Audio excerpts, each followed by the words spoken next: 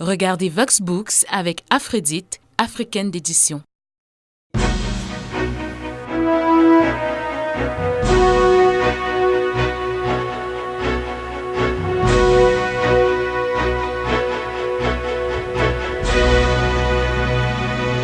L'icône africaine Nelson Madiba Mandela disait « L'école est votre âme la plus puissante pour changer le monde », faisant ainsi allusion au précieux rôle que revêt l'école dans la construction de l'être en entier.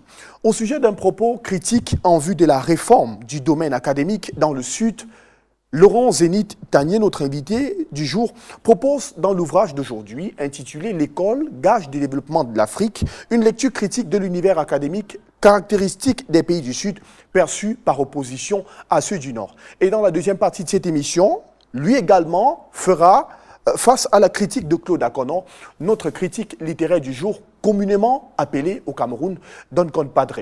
Bienvenue à tous dans Vox Books.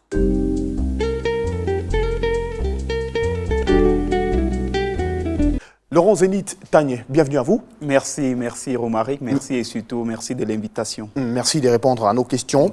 Vous êtes informaticien titulaire d'un DEA dans cette spécialité, diplôme que vous avez obtenu à l'université Paris-Est-Créteil.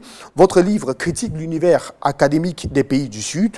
Vous parlez précisément des vices qui affectent la conduite de tous les acteurs inscrits dans les sphères éducatives et formationnelles. Selon vous, comment se portent les systèmes éducatifs dans les pays d'Afrique, de la région du Sud, de nos jours? Ok, c'est très simple. Dans mon ouvrage, j'indique comment l'univers académique ou bien l'école se porte assez mal en Afrique.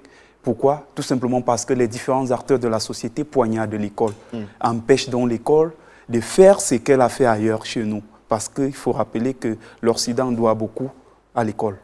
Donc pour vous, l'école se porte mal en Afrique? L'école se porte mal parce que là, dans mon ouvrage, j'indique comment les différents acteurs de la société, composés de 6 chapitres, vous pouvez le remarquer, les élèves et les étudiants, les parents, les enseignants, les promoteurs et dirigeants d'établissements, les administrateurs du domaine académique, l'État et la société civile, je présente comment chacun à son niveau empiète l'école ou bien cause préjudice à l'école et du coup je donne des palliatifs pour qu'on puisse sortir de ce problème. Du coup j'ai envie de vous demander comment est-ce que vous faites pour connaître que l'école se porte véritablement mal en Afrique? Justement parce que j'ai été bercé dans ce système au-dessus de ma petite expérience, de ma modeste expérience, puisque j'ai parcouru différentes régions du pays pour me scolariser et surtout j'ai fait plusieurs branches, commençant de la menuiserie et bénisterie en passant par l'électronique pour finalement finir informaticien à l'informatique. J'ai pu me promener et déceler comment les étudiants fonctionnaient, comment les élèves fonctionnaient et comment les parents agissaient. J'indique même comment mon parent,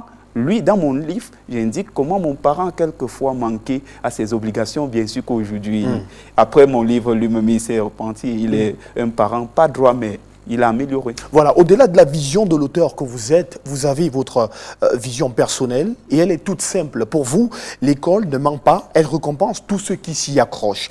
Et pour ceux qui ne s'y accrochent pas, que voulez-vous dire par là?